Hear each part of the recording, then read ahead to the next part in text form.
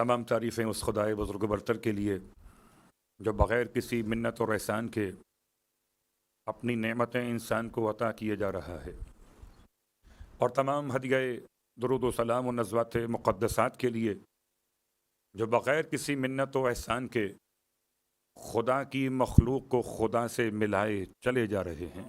الحمدللہ الذی جعلنا من المتمسکین بالقرآن العظیم وجعلنا من المتمسکین بولایت علی بن ابی طالب علیہ السلام صلی اللہ علیہ وسلم۔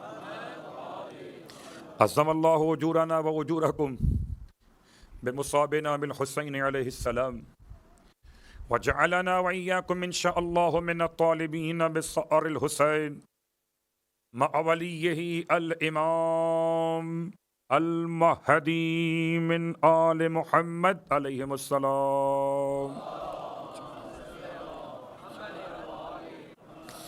اما بعد، شکر خداوند شہیدان کربلا کہ کل کے بعد سے آج تک اور زندگی میسر ہوئی برائے ذکر شہیدان کربلا۔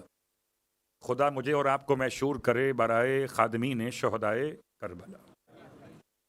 نہ نام چاہیے، نہ منصب چاہیے، نہ دستار چاہیے، نہ ابا چاہیے، ہمیں تو شہدائے کربلا کے قدموں کی خاک شفا چاہیے۔ وہی انسان کامیاب ہے جو اپنے مقام کو پہچان لے، اور جو اپنے مقام کو نہیں پہچان سکا وہ تکبر کا شکار بھی ہو سکتا ہے۔ یقیناً آپ کی خدمت مقدس میں ایک عنوان جس کی مناسبت سے گفتگو جاری و ساری ہے، یعنی کہ کربلا اور امہات شہدائے کربلا۔ محرم الحرام کی 16 تاریخ اور 1445 سن ہجرت لفظ امہات پر چند جملے آپ کی خدمت مقدس میں منزل تمہید آج کی مجلس یہ لفظ خدا نے قرآن مجید میں منتخب کیا، لفظ امہات۔ امہات کیا ہے؟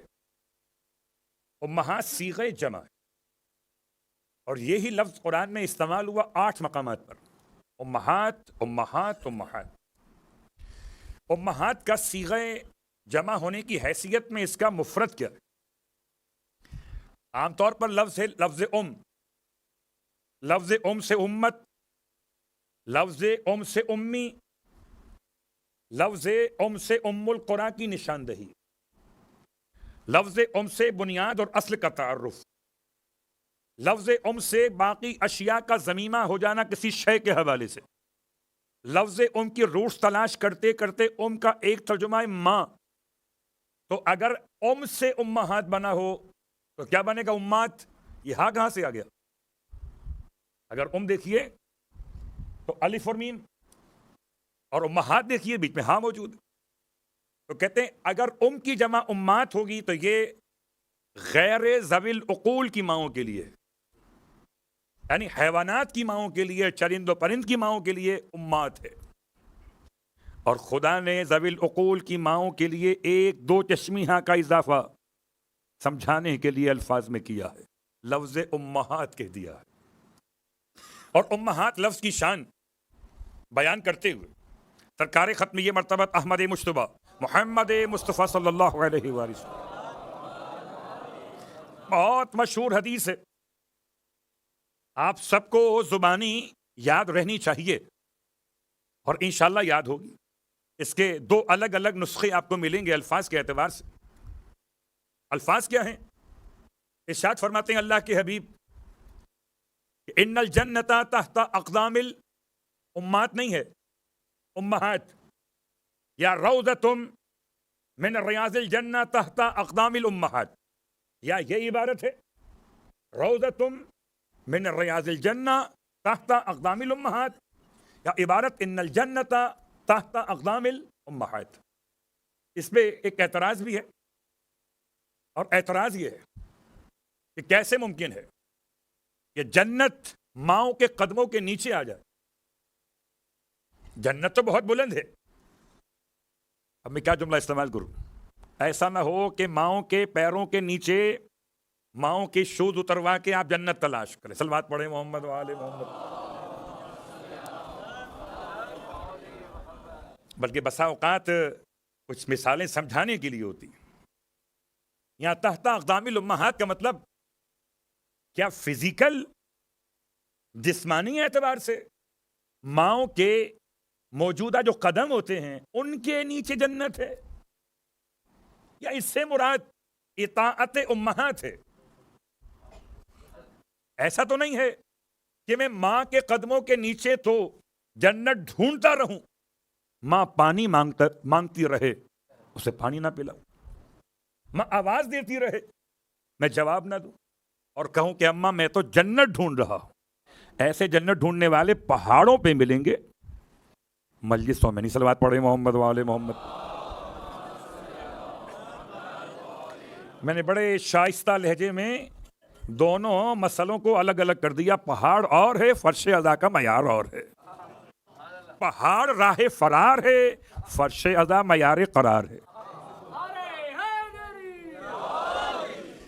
لفظ امہات کی تلاش میں یہاں تک پہنچے، اور اب آئیے ایک ایسی شخصیت جس کا نام نہ اس کی ماں کا نام تاریخ میں نہیں ہے، واقعہ موجود ہے۔ سید قطب نے اپنی تفسیر فی ظلال القرآن میں اس واقعے کو لکھا۔ کہتے ہیں کہ اللہ کے رسول مکہ المکرمہ میں تھے کہ ایک جوان اپنی بوڑھی ماں کو لیے ہوئے زمانے حج میں اس طرح سے طواف کروا رہا تھا۔ یہ واقعہ بہت بار کا سنا ہوا، اگر رسول خدا کو گزرے ہوئے 1400 برس ہو چکے، کوئی اگر نیا واقعہ ہو تو نئے محمد لانے پڑیں گے، اس لیے واقعات تو پرانے ہی ہوتے ہیں، البتہ ہو سکتا ہے معیار فکر نیا مل جائے۔ اپنی ماں کو اٹھائے ہوئے اپنے کاندھوں پر خانہ خدا کا طواف کروا رہا، اللہ کے رسول پہ نگاہ پڑ گئی، اور جس سے رسول خدا کی زیارت نصیب ہو جائے وہ بھی ایسی حالت میں کہ ماں کاندھے پر ہو، خدا کا گھر ہو اور رسول خدا کی زیارت ہو، جنت ہی جنت ہی جنت۔ تو پھر تو اس کے نصیب کھل گئے۔ اپنے اس طواف کے واجبات کو مکمل کرنے کے بعد پیغمبر کی خدمت میں حاضر ہو، یا رسول اللہ آپ پر سلام، یہ میری بوڑھی ماں ہے، یہ کئی سال سے بیمار ہیں اور اتنی بیمار ہیں کہ نہ تو یہ خود غذا کھا سکتی ہیں تیار کرتی، تو میں اپنے ہاتھ سے ان کے لیے کھانا بناتا ہوں، میں اپنے ہاتھ سے ان کے لیے کھانا بناتا ہوں اور اپنے ہاتھ سے کھانا کھلاتا ہوں۔ یا رسول اللہ یہ اپنے کپڑے خود نہیں دھو سکتی، میں ان کے کپڑے دھوتا ہوں اور پھر اپنے ہاتھوں سے ان کے لباس کو تبدیل کرواتا ہوں۔ خدا نے لطف و کرم کیا کہ ماں اور اولاد کے درمیان سے رشتہ نامحرمیت کو نکال دیا، کہ ماں کے بدن کی خدمت کبھی اگر بیٹے کو کرنی پڑ جائے تو نگاہیں بند کرنے کی زحمت نہ ہو، کہ خدا نے محرمیت کا رشتہ یہاں باقی رکھا ہے۔ اللہ اکبر۔ یقیناً خدا جسے حلال قرار دے، اور ہمیں کیا پتا خدا نے کسے حلال قرار دیا، نہ خدا آیا نہ بتایا، محمد نے سنایا۔ ہمیں تو وہ حلال پتا ہے جسے محمد نے حلال۔ صلوات پڑھے محمد وآل محمد۔ اب یہاں ایک جملہ آپ کی خدمت میں عرض کر دوں، اگر آپ مجھے اجازت دیں تو پڑھ دوں، ہے ذرا مشکل اور اپنے پاس سے نہیں پڑھ رہا۔ سورہ احزاب آیت نمبر 4، سورہ احزاب آیت نمبر 4، ایڈریس میں نے آپ کو گائیڈ کر دیا۔ اس کے پس منظر میں صرف دو باتیں پہلے بیان کر دوں۔ ایک مسئلہ زہار۔ زہار کا مطلب زوئیں سے، زہار زہر سے، زہار اس کا ترجمہ کیا ہے؟ زمانے جاہلیت میں جب کبھی شوہر اپنی بیوی سے پریشان ہو جاتے تھے اور بیوی کو سزا دینا چاہتے تھے تو کہتے تھے کہ تم میری ماں کی مانند ہو۔ اور میں اس زیادہ تفصیل میں اس جملے میں جا نہیں پا رہا، ورنہ زہر کہتے ہیں پیٹ کو، اب آپ نے سمجھنا ہے کہ مطلب کیا ہوا۔ تو وہ یہ کہتے تھے کہ تم میری ماں کی مانند ہو اور جب ماں کی طرح کہہ دیا تو پھر وہ رشتہ میاں بیوی کے درمیان جو خدا نے قرار دیا وہ ختم ہو جاتا تھا. اللہ اکبر. جیسے کبھی کبھی ہو جاتا ہے کہ میں طواف النساء نہیں کروں گی, صلوات پڑھے محمد و آل محمد. کیا مطلب؟ جب تک مجھے سونے کا سیٹ نہیں دلواؤ گے, مدینہ منورہ سے کاروان جا رہا ہے مکے کے لیے, اور دھمکی کیا ہے؟ طواف النساء. خیر وہ موضوع الگ ہے. یاد رکھیے زمانے جاہلیت کا موضوع کیا؟ لفظ زہار. اور ساری زندگی کے لیے بیوی شوہر کے درمیان تعلقات ازدواجی ختم ہو جاتے تھے کہ یہ تو ماں کہہ دیا, تو ماں کہنے سے کیا ماں ہو گئی؟ اگر کوئی اپنی اہلیہ کو ماں جیسی کہہ دے تو کیا یہ ماں ہو گئی؟ شریعت مقدسہ نے اس غلط رسم کو ایسے ختم کیا. میں جملہ اشارتاً آپ کی خدمت میں ہدیہ کر رہا ہوں. وہ ماحول کتنا مقدس تھا جب 80 سال کا بوڑھا قاضی اور 7 سال کا حجت خدا امام تقی جواد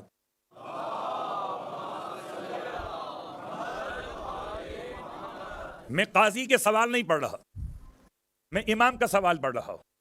اور امام کا سوال بھی نہ پڑھتا اگر میرے عنوان کے لحاظ سے نہ ہوتا. امام نے سوال کیا کیا؟ سوال کیا ایک مرد ایک عورت کے درمیان نگاہوں کے حوالے سے. دیکھا حرام, کچھ دیر بعد پھر دیکھا حلال, پھر حرام, پھر حلال, 4 مرتبہ حرام اور 4 مرتبہ حلال. ایک ہی مرد اور ایک ہی خاتون صبح کو دیکھتا ہے تو حرام, ظہر کے وقت حلال, عصر کے وقت حرام, مغرب کے وقت حلال, عشاء کے وقت حرام, آدھی رات کو پھر حلال. بتائیے رشتہ کیا ہے؟ اللہ اکبر. یہ سوال اگر خود امام حل نہ فرماتے تو ہم تو گلیوں میں گھومتے رہتے, حرمت کہاں, حلت کہاں, کیسے ہوا. اللہ اکبر. معصوم نے خود جواب ارشاد فرما دیا.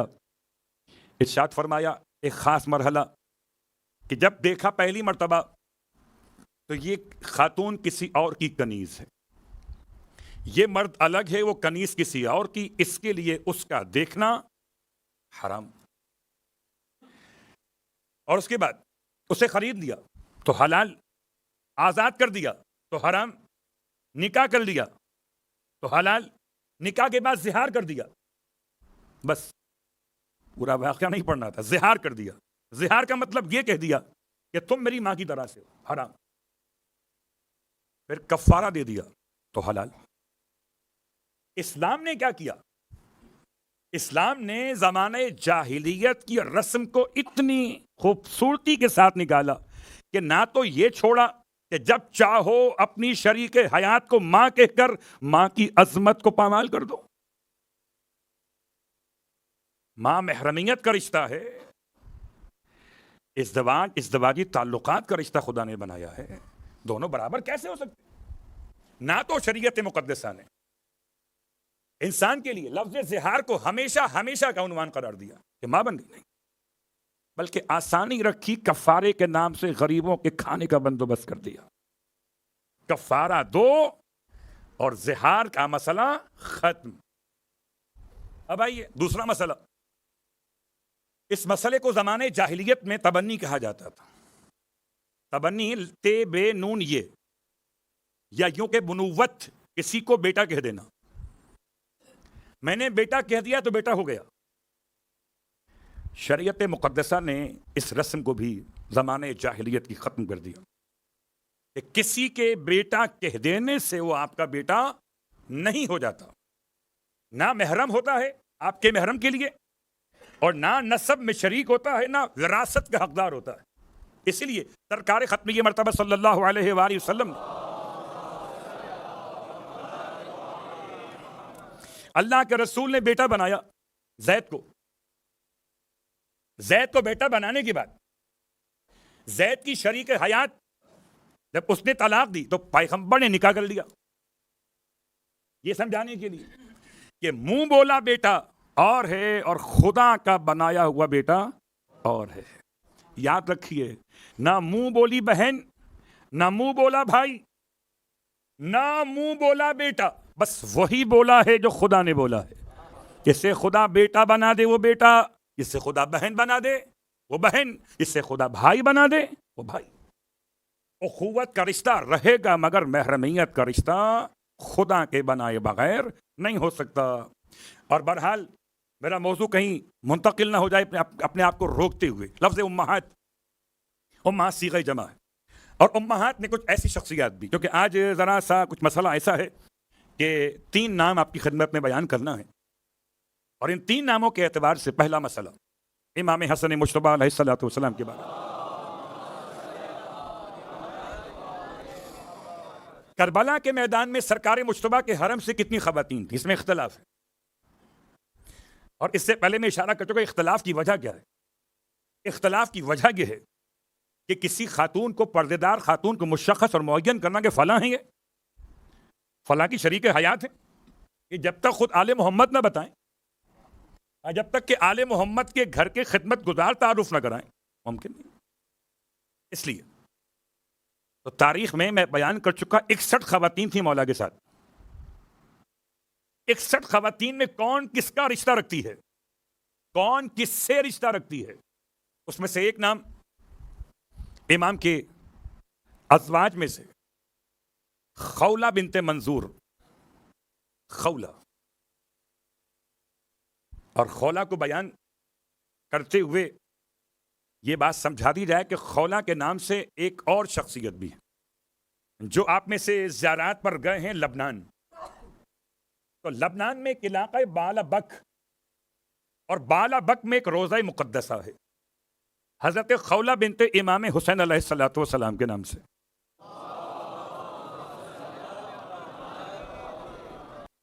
بنت الامام الحسین علیہ السلام. تاریخ میں گرچہ تذکرہ بہت تلاش کرنے کے بعد ملے، وہ الگ بات ہے، لیکن لفظ خولہ سے بات وہاں تک اس لیے پہنچی کہ 2 خولہ ہو گئیں. ایک خولہ بنت منظور، منظور کا قبیلہ الفزاری، الفزاری. منظور کی بیٹی کا نام ہے خولہ. خولہ کا ترجمہ کیا ہے؟ خولہ کہتے ہیں ایسی چھوٹی ہرنی کو تو چلتے ہوئے حسین لگتی ہو. بعد میں اس لفظ کے معنی منتقل ہوئے ہر اس بچی کے لیے کہ جس کو انسان محبت میں اس کے جمال کی تعریف کرتے ہوئے اسے خولہ کہتے. جو نرم و نازک انداز ہماری بیٹی کا ہمارے لیے ہوتا ہے، اس کے لحاظ سے خولہ کہہ دیا جاتا. تو خولہ بنت منظور، خولہ بنت منظور سے امام علیہ السلام نے نکاح کب کیا؟ پھر کبھی انشاءاللہ ہمارا عنوان اگر بنا تو سرکار مجتبی علیہ السلام کی ازواج کی تعداد اور اس کے بارے میں مسائل تاریخیہ، وہ الگ موضوع ہے، بہت طویل موضوع. خولہ بنت منظور کربلا میں ہیں کہ نہیں ہیں؟ کربلا میں اگر نہ ہوتی تو ہمارے عنوان میں شامل نہیں ہوتی. کہتے ہیں ان کے شوہر کو جنگ جمل میں شہادت نصیب ہو گئی، اور شہادت کے بعد عرب کا مزاج تھا کہ کسی آزاد خاتون کو جو کہ فصیح و بلیغ شخصیت، معتبر شخصیات میں شامل ہو، وہ خاتون بغیر شوہر کے زندگی نہیں گزارتی. یہ بات یاد رکھیے گا. اس لیے آپ کو ملے گے الفاظ کہ ایک سے شادی کی، ان کا انتقال ہو گیا، اس کے بعد دوسری شادی منعقد ہو گئی. یہ عرب کا مزاج ہے کہ کسی آزاد خاتون کو وہ انگشت نمائی جہان کے لیے بغیر نکاح کے نہیں چھوڑتے تھے. اور یہاں نکاح کا مطلب تحفظ اور چادر عزت اور حیا ہے، نہ کہ عنوان شہوت و حیوانیت. اس لیے یہ بات میں نے کھول دی تھا کہ آپ کے اذہان مقدس میں یہ بات بیٹھ جائے کہ شادی کا وہی مطلب نہیں ہے. اس سے ہمارے اور آپ کے معاشرے نے سمجھ لیا شادی مقدس ترین ایک عبادت ہے. اس لیے بار بار آپ کو ملے گا صحابیات کے بارے میں، بار بار ملے گا آپ کو مقدس خواتین اور مردوں کے بارے میں. شادی کیا کرتے آپ کے یہاں 3 بیٹے پہلے سے، 3 اولادیں، 2 بیٹے، ایک کا نام داؤد، ایک کا نام ابراہیم، ایک بیٹی ام القاسم. 3 اولادیں آپ کی. خولہ بنت منظور. تاریخ بتاتی ہے کہ آپ اپنے زمانے میں ایک پڑھی لکھی شخصیت، ایک ایسی شخصیت جو فصیح اللسان ہے. جنگ جمل کے موقع پر آپ بیوہ ہو گئیں اور آپ کے زمانہ عدت کی تکمیل کے بعد سرکار امام مجتبیٰ نے اپنے حرم میں آپ کو پناہ دے دی اور اسے حسن پناہ دے دیں, اس سے کسی اور پناہ کی ضرورت نہیں رہی. یہ جنت کے جوانوں کے بڑے سردار ہیں, آپ نے اپنے نکاح میں لے لیا, عزت بڑھا دی. خولہ بنت منظور کی ابا کو سمجھ میں نہیں آیا, اصل بات پڑھے محمد والے محمد. اس میں گرانی کیا ہے ان کے والد کا؟ منظور. ماں کا نام ملیکہ ہے, لیکن لفظ منظور نامنظور ہو گئے.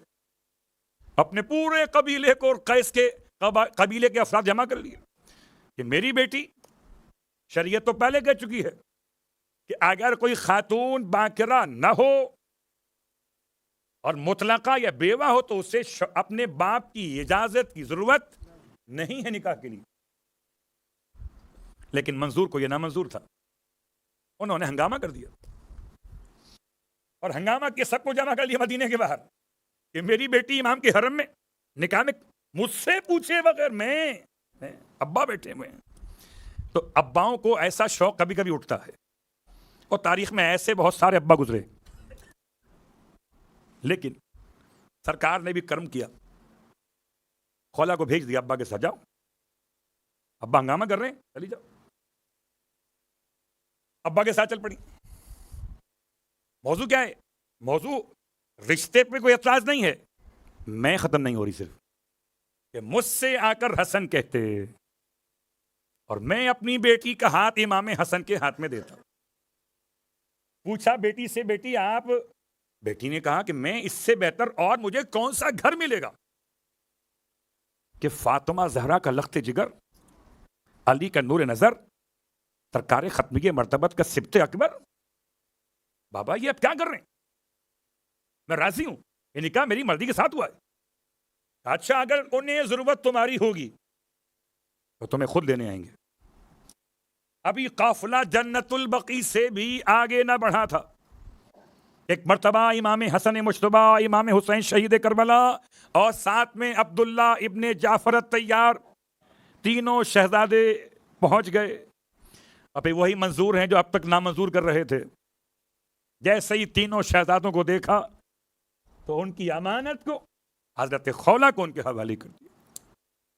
خدا نے حضرت خولہ کو صاحب اولاد کے امام سے بھی 3 اولادیں پہلے سے, یہ چوتھی اولاد ہے, اور چوتھی اولاد وہ عظیم الشان شخصیت جن کا اسم گرامی ہے حسن المثنی. حسن المثنی, حسن کے بیٹے کا نام حسن, مثنی کا یہی مطلب ہے کہ آپ کے اسم گرامی میں نسبت پڑھتے ہوئے 2 مرتبہ حسن آتا ہے, حسن ابن علی ابن ابی طالب.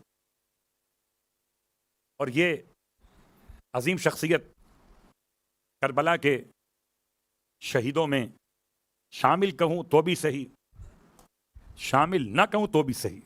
عجیب کیفیت ہے تاریخ میں. صلوات پڑھے محمد والے محمد.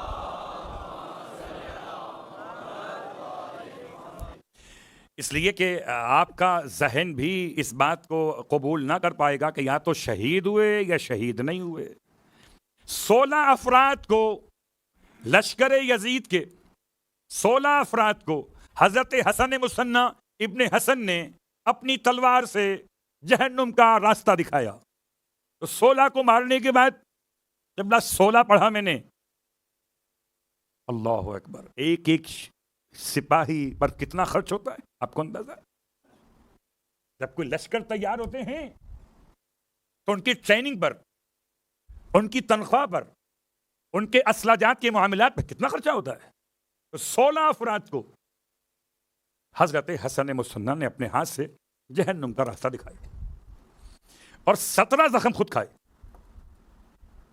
لیکن موت اور حیات اپنے اختیار میں نہیں. بالکل ایسے ہی جیسے حضرت ابراہیم علیہ السلام کے ہاتھ میں چھری ہے. اور روایت کا عجیب جملے, الخلیل اور الجلیل, خلیل کہتا ہے چھری سے کہ ذبح کر دے, جلیل کہتا ہے ذبح مت کر. چھری کھڑے تو کیا کرے, جلیل مطلب خداوند عالم. امر الہی ہے کہ چھری گلا نہ کاٹے. کس کا؟ اسماعیل کا. امر خلیل ہے کہ چھری گلا کاٹ دے. اللہ اکبر. ایسا ہی کربلا میں بھی ہوا. لشکر یزید نے بھرپور طریقے سے حضرت حسن مصنع پہ حملہ کیا ہے. اور کربلا کے شہداء کی ماؤں میں شامل کر رہا ہوں اسی لیے کہ اپنے طور پر تو یہ چلے گئے تھے. اور چونکہ حضرت خولہ کی جو والدہ ہیں ملیکہ کے باپ ہیں خارجہ، اور ملیکہ کے بھائی اسما بن ابن خارجہ لشکر یزید میں شامل. لشکر یزید میں شامل. اسما ابن خارجہ نے حضرت حسن مصنع کو زخمی ہونے کے بعد ہنگامہ کر کے اٹھا لیا کہ نہیں، یہ میری بہن کی یادگار میں شامل، میں اس کو ذبح نہیں ہونے دوں گا. اٹھا کے کوفے لے گئے. 17 زخم لگے ہوئے، علاج کرایا، اور حسن مصنع کربلا سے کوفہ اور کوفے سے واپس مدینہ پہنچا دیے گئے. آپ کربلا کے واقعے کے بعد تقریباً 32 برس اور زندہ رہے حسن مصنع. اور یہ وہ شخصیت ہے کہ جن کا نکاح امام حسین علیہ الصلاۃ والسلام کی بیٹی سے ہوا ہے. اتنا ہی اشارہ کافی ہے. بیٹا حسن کا اور داماد حسین کا. اگر تاریخ متفق کسی نام پر ہوئی ہے تو جناب حسن مصنع. صلوات پڑھ لیں محمد و آل محمد. اور سرکار سید الشہداء کی بیٹی کا نام فاطمہ ہے. فاطمہ بنت حسین، حسن ابن حسن. اور خدا نے صاحب اولاد کیا، پھر حسن ابن حسن ابن حسن، حسن مثلث. یہ نفس زکیہ کے نام سے پہچانے گئے. کون؟ حسن مصنع. نفس زکیہ، پاکیزہ نفس. ان کا مقام عبادت، ان کا مقام شہادت، ان کا مقام خون حسین کے انتقام کے حوالے سے مقام انتقام ایک پورا عنوان ہے الگ. لیکن خولہ بنت منظور کربلا میں ایک ماں کی حیثیت میں اپنا بیٹا قربان کر چکی. انہیں کیا پتا کہ باہر میدان میں کیسے اٹھایا گیا. ہم کہہ سکتے ہیں کہ کربلا میں سارے شہیدوں کی لاشیں امام نہیں لائے. تو شہید ہوا ہی نہیں ہے، اس کی لاش کیسے آئی؟ اللہ اکبر. اب آئیے ان کے ساتھ ساتھ ایک اور شخصیت، اور یہ شخصیت بیان کرتے ہوئے اس سے پہلے دل چاہتا ہے کہ جناب خولہ بنت امام حسین کی شخصیت کو بھی تھوڑا سا اور آپ کی خدمت میں، کیونکہ مجھے خدا نے وہ موقع عطا کیا کہ میں وہاں زیارت کے لیے پہنچا، تو میں نے 2 مقامات خاص مشاہدہ کیے. ایک ذریح مقدس اور ایک شجر مقدسہ. بہت قدیم درخت ہے وہاں پر روزے کے ساتھ، بالابک میں، لبنان، شام کے بارڈر سے قریب. کہتے ہیں کہ یہ باغ جس سید کا تھا، سید جلیل جو وہاں خدمت کیا کرتا تھا، یعنی اس کا اپنے باغ کو ٹھیک کیا کرتا تھا، خدمت سے مراد یہ، اس نے خواب میں دیکھا تھا. یہ خواب کا زمانہ تقریباً 200 سال پہلے کا واقعہ. اس نے خواب میں دیکھا کہ کوئی بچی 3 سال کی آ رہی ہے اور آ کر سید سے کہتی کہ میری قبر میں پانی آ رہا ہے، میرے جسم کو یہاں سے منتقل کیا جائے. ایک دن دیکھا، خواب کو خواب سمجھا، پھر دوبارہ دیکھا، یہاں تک کہ 4 راتیں مسلسل خواب دیکھا سید نے. اور 4 راتیں خواب دیکھنے کے بعد پھر سید آل مرتضیٰ، اس وقت جو وہاں کے علماء بالابک کے تھے، وہاں پہنچے، اپنا خواب سنایا، میں روز خواب دیکھ رہا ہوں. نشاندہی کی. تمام تر کبار علماء لبنان جمع ہوئے، اور اس مقام کو جب کھودا گیا، نبش کیا گیا، تو 3 سال کی بچی کی لاش وہاں سے برآمد. تو کچھ فاصلے پر جہاں پانی کا مسئلہ تھا وہ ختم کیا، آگے محفوظ مقام پہ دفن کیا. آج بھی دفن ہے وہاں پر، درخت کے قریب. درخت کیا ہے؟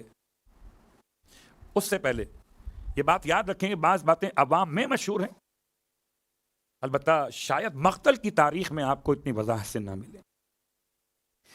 میں آپ کی خدمت میں اشارے تقریباً بیان کرتا چلا گیا کہ کس کا نام کیا ہے، کس کا رشتہ کیا ہے، ہمیں کیا پتہ چلے اگر بتانے والا کوئی موجود نہ ہو۔ مشخص کون کرے گا کہ یہ خاتون، ان کا نام یہ، ان فلاں کی بیٹی۔ تو کربلا میں اگر 61 خواتین ہیں تو بچے کتنے؟ بچوں کی تعداد میں اختلاف ہے۔ انشاءاللہ پھر کبھی خدا نے ہمت طاقت دی تو عنوان صرف اطفال عاشور رکھیں گے کہ عاشور کے اطفال کی تاریخ پڑھی جائے۔ ابھی فی الحال عنوان ہمارا نہیں۔ ان میں 3 سال 4 سال 5 سال بچے کون سے، بچیاں کون سی اور کیسے واقعات پیش آئے، نہیں ایک جملہ سمجھنے کے لیے کافی ہے کہ کربلا سے شام تک شقی بھگاتے تھے اونٹوں کو، اس شقاوت سے نہ رکھ سکے کسی بچے کو ماں حفاظت سے۔ خدا معلوم کتنے بچے اونٹوں سے گرتے چلے گئے۔ اچھا ماں سنبھالے کیسے؟ کہ سنبھالنے کے لیے ماں کے ہاتھ تو بندھے ہوئے۔ اگر ماں کے ہاتھ بندھے ہوئے ہیں، اب بچے میں جتنی طاقت ہے، بچہ ماں کے وجود کو، ماں کے لباس کو پکڑے ہوئے ہے۔ آپ تمام حضرات بیٹھے ہوئے ہیں، خدا کبھی آپ کو کوئی غم نہ دے سوائے غم حال رسول کی۔ میں کہتا ہوں غریبوں کی سواری ہے موٹر سائیکل۔ غریبوں کی سواری کی مثال اس لیے دیتا ہوں کہ ہم سب کے سب اسے پہچان سکتے ہیں، اور سب سے خطرناک سواری بھی ہے، محفوظ نہیں ہے۔ اس پر اگر ماں اور بچہ بیٹھا ہو ساتھ میں، مجھے بتائیں ایمانداری سے، اگر ماں کے ہاتھ باندھ دیے جائیں تو بچہ ماں کے لباس کو کتنی دیر تھام سکتا ہے؟ اگر سواری چلانے والا کوئی محرم، عزیز، قریب دوست آپ لوگ ہیں تو آپ بائک کو بڑا سنبھال کے چلاتے ہیں کہ اسپیڈ بریکرز پر سے یا گڑھوں میں سے اتنا ایسا نہ ہو جائے کہ اچانک گاڑی اچھلے اور بچہ گر جائے۔ لیکن یہ کون چلانے والے جنہیں اسی کام پر مامور کیا گیا تھا؟ اللہ اکبر۔ اور بچے مختلف سنوں کے ہیں، کچھ بچے ایسے ہیں جو کلام کر سکتے ہیں، کچھ بچے ایسے ہیں جو کلام نہیں کر سکتے۔ تو جو کلام کر سکتا تھا وہ چلاتا تھا، ماں کیسے بچائے؟ اونٹ آگے بڑھ گیا، پیچھے والے اونٹ نے پاؤں رکھ دیا۔ اب مجھے بتانا، قافلہ رکا نہ، غسل و کفن و دفن کا مسئلہ ہوا۔ اب بعد میں جب کسی نے بچوں کی لاشوں کو دیکھا، دفن کر دیا۔ یہ میں نے پورا ماحول اس لیے بنایا تھا کہ آپ سمجھ سکیں کہ اس بات کا یقین اس بنیاد پر کیا جا سکتا ہے کہ بچوں کے گرنے کے واقعات عجیب نہیں تھے، مسلسل تھے۔ اللہ اکبر۔ پھر جملہ سنیے، شقی بھگاتے تھے اونٹوں کو، اس شقاوت سے نہ رکھ سکے کسی بچے کو ماں حفاظت سے۔ شاید اب یہ ہمارا عنوان قریب ہو گیا کہ وہ کیوں کر کے بچی گری ہے۔ اب مولا حسین کی بیٹی ہے، یا مولا حسین کے قافلے میں جتنی بچیاں، بالکل ایسے سمجھیے جیسے رسول خدا کے گھر میں پلنے والی 3 بچیوں کو بھی آپ کہتے ہیں رسول خدا کی بچیاں۔ ایسے جو قافلہ حسین کی بچیاں ہیں، اگر اس سے مولا حسین کی بچیاں کہا جائے تو غلط تو نہیں، لیکن ہاں زمانے کا امام جب آئے گا تب بتائے گا کہ یہ بچی کس کے نسب سے تھی۔ ہم تو وہاں پڑھتے ہیں خولہ بنت الامام الحسین۔ عزیزان گرامی قدر، آج کی حد تک بات میں روکتے ہوئے باقی باتیں انشاءاللہ کل، کہ کربلا سے کوفہ و شام تک، اور پھر وہ خاص اس لیے کہ یہ گرمی کے مہینے تھے، گرمی کے مہینوں میں قافلے ایسے راستے سے گزارے جاتے تھے جہاں راستے میں پانی دستیاب ہوتا ہو، تو پانی کی دستیابی، اور خاص اس درخت کا حوالہ مکمل کر دوں۔ درخت کیا ہے؟ کہ وہاں پر امام سید سجاد نے اپنے دستے مبارک سے پانی وضو کیا تھا، یا آپ نے کلی فرمائی تھی پانی آپ کے ہاتھ سے مس ہو کے وہاں گرا، یہ وہاں لکھے ہوئے الفاظ۔ اور وہ درخت نے सरसब्ज و شادابی پائی امام سید سجاد کے، مس ہوئے پانی سے. آج تک وہ درخت موجود ہے. بات وہی ہے کہ انسان اگر تبرکن اور تیمنن نسبت اہل بیت کا یقین رکھتے ہوئے تاریخ میں الجھن کے بجائے سلجھن کی طرف جائے تو شفا تو عقیدے کے ساتھ ملتی ہے. ورنہ مجھے بتائیں ایمانداری سے، کیا ہر بیمار روضہ حسین پہ جا کر شفا یاب ہو کے واپس آتا ہے؟ آپ بتا دیں بھائی، وہ تو یقینی ہے نا. روضہ سرکار سید الشہداء یقینی مقام ہے یا نہیں؟ لیکن بات وہی ہے، اندر کا مسئلہ کیا کریں گے آپ؟ تو اگر وہ وہاں کے رہنے والے اور وہاں پر آنے والے زائرین پتے توڑ توڑ کے درخت کے تبرکن استعمال کرتے رہے، شفا ملتی رہی. بہرحال یہ بات تو واضح ہو گئی کہ جہاں جہاں اہل بیت کا قافلہ گزرا کوئی نہ کوئی نشانیاں قافلہ چھوڑتا چلا گیا. رونے والوں، بچے گرتے رہے اور مائیں فریاد کرتی رہیں. ایک قیامت جب تھی جب سر حسین نو کے سینہ سمیت زمین میں نصب ہو گیا. عجیب قیامت تھی. اور سر حسین کا رکنا تھا کہ پورا قافلہ رک گیا. لشکر یزید میں سپاہی کتنے ہوں گے؟ کہ ہزاروں نہ صحیح، اس وقت سینکڑوں صحیح. سینکڑوں افراد نے، سب نے مل کر چاہا کہ نیزہ سر حسین کو زمین سے نکال لیں، قادر نہ ہوئے. جب شمر کو کوئی بات سمجھ میں نہیں آئی، تازیانہ اٹھایا، سید سجاد کے پاس آیا. اتنا ظلم ہے کہ پوچھتا بعد میں تھا، مارتا پہلے تھا. تازیانہ مارتا رہا، جب مارتے مارتے ہاتھ تھک گیا تب کہتا ہے سجاد تمہارے بابا کا سر چلتا کیوں نہیں آگے؟ امام سجاد علیہ السلام ہتھکڑی بیڑی سنبھالے ہوئے اپنے بابا کے سر کے قریب آئے. کہتے تھے بابا آگے کیوں نہیں چل رہے؟ بابا مجھے تازیانے مارے جا رہے. رونے والوں چوتھے امام کے پشت مقدس کی حالت کون بتا سکتا ہے سوائے میرے مولا کے. میرا پانچواں امام فرماتا تھا میرے بابا کو 35 سال کربلا کے بعد بستر پہ لیٹ نہیں سکے، نرم بستر پہ نہیں لیٹ سکے. کبھی دائیں کروٹ لیتے تھے، کبھی اٹھ کے بیٹھ جاتے تھے، بائیں کروٹ اٹھ کے بیٹھ جاتے تھے. پانچویں امام نے پوچھا بابا سے، بابا کیا رات کو آپ کو نیند نہیں آ پاتی؟ رونے لگے. فرمایا بیٹا محمد باقر اتنے تازیانے مارے گئے کہ پشت سجاد سے گوشت ختم ہو چکا. اللہ اکبر. 35 سال میرا مولا رو رو کے بابا سے کہتے تھے کہ بابا تازیانے مارے جانے، آپ آگے کیوں نہیں چلتے؟ امام کے سر مقدس سے آواز آئی، بیٹا سید سجاد میرے سینے پہ سونے والی سکینہ گر گئی. بیٹا جب تک سکینہ کو لے کر نہ ہوگے سر حسین یہاں سے آگے نہ بڑھے گا. رونے والوں یہ سن کر بیویاں تلاش کو چلی ہیں. شاید اسی مناسبت سے ہاتھ کھولے گئے تھے کہ جا کے تلاش کر کے لے کے آئے.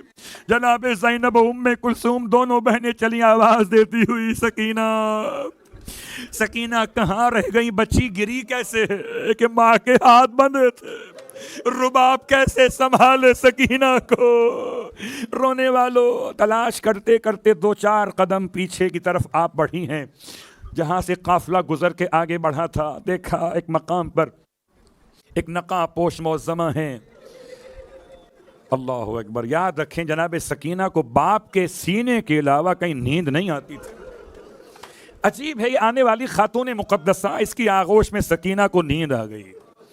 ہائے رونے والوں، دونوں شہزادیاں قریب آئیں، آ کے سلام عرض کیا. سلام عرض کر کے کہنے لگی کہ معظم آپ کا بڑا شکریہ، اس یتیم پر کسی نے ترس نہ کھایا، کسی نے تماشے مارے، کسی نے گوشوارے لوٹ لیے، آپ نے یتیم حسین پہ ترس کھایا. ایک احسان اور کر دیجئے، آپ چہرے پہ نقاب ڈالے ہوئے ہیں، ہم آپ کو پہچان نہیں پا رہے. ایسا کریں کہ اپنے چہرے سے نقاب اٹھا دیں کہ ہم آپ کو دیکھ لیں کہ قیامت میں اس عمل کی جزا اپنی ماں زہرا سے دلوا دیں۔ بس زہرا کا نام آیا، ارے مخدرہ رو رو کے فرماتی تھی بیٹی کس کا شکریہ، ارے کوئی غیر نہیں، تیری دکھیاری ماں فاطمہ زہرا اجرکم اللہ۔ رونے والوں خدا آپ کو کوئی غم نہ دے۔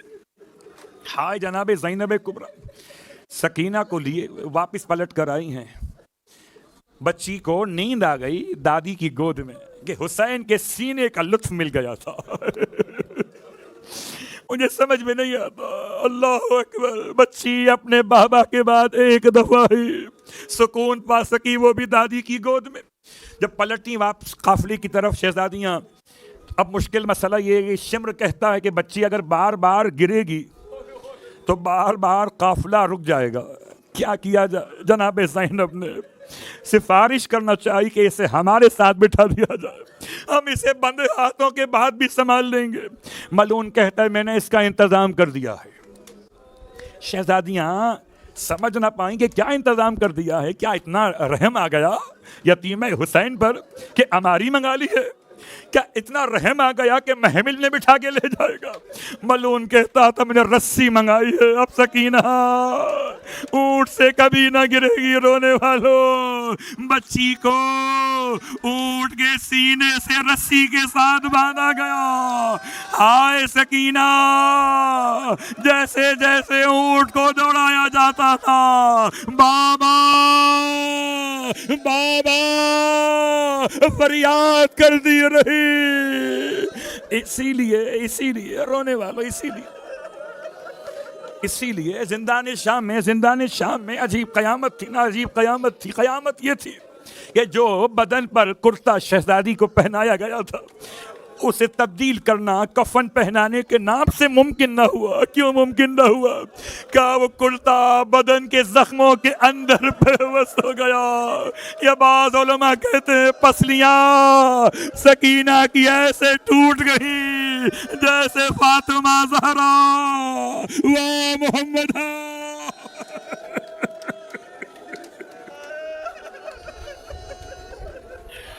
اللہ ولعنۃ اللہ علی القوم الظالمین وسيعلم الذین ظلموا أي منقلب ينقلبون۔ بار اللہ واسطہ محمد و آل محمد کا پروردگار،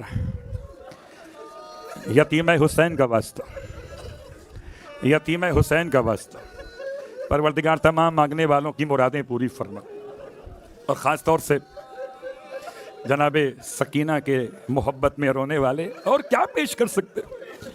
ہم یہی تو کہتے ہیں شہزادی کی بارگاہ اقدس میں کہ سکینہ بی بی تمہارے غلام حاضر ہیں، اور بجھے جو پیاس تو اشکوں کے جام حاضر۔ اللہ اکبر پروردگار، اور ہم سب کو شہزادی کے روزے کی زیارت نصیب فرما۔ بار اللہ واسطہ محمد و آل محمد کا ہم سب کو شہزادی کی شفاعت نصیب فرما۔ شہزادی اگر اپنے بھائی سے کہہ دیں تو بھائی چھوٹا والا باب الہوائی سے، اپنے چچا سے کہہ دیں چچا عباس باب الہوائی سے، اپنے بابا سے کہہ دیں تو جنت کے جوانوں کے سردار ہیں، اپنی دادی سے کہیں تو دادی فاطمہ زہرا، اپنے دادا سے کہیں تو دادا علی مرتضیٰ۔ اے سیدہ بنت الامام الحسین شہزادی، ہم سب کو کربلا معلیٰ کی زیارت ایسے نصیب ہو کہ ہم آپ کی طرف سے آپ کے بابا کی خدمت میں سلام پیش کر سکیں۔ بار اللہ واسطہ محمد و آل محمد کا پروردگار کوئی غم نہ دے سوائے غم آل رسول کے۔ بار اللہ واسطہ محمد و آل محمد کا بچیوں کے سروں پر ان کے باپ کا سایہ سلامت رہے، پروردگار بچیوں کے نصیب کو عمدہ اور بہترین قرار دے۔ بار اللہ واسطہ محمد و آل محمد کا ہر بچی اپنے گھر میں شاد و آباد رہے۔ بار اللہ واسطہ محمد و آل محمد کا امام زمانہ علیہ السلام کے ظہور میں تعجیل فرما، اور ہم سب کو، ہمارے آبا و اجداد، ذریت و اولاد کو امام زمانہ علیہ السلام کے ادنا ترین خدمت گزاروں میں شامل فرما۔ ربنا تقبل منا انک انت السمیع العلیم بجاہ محمد و آلہ المعصومین برحمتک یا ارحم الراحمین۔ ماتم حسین۔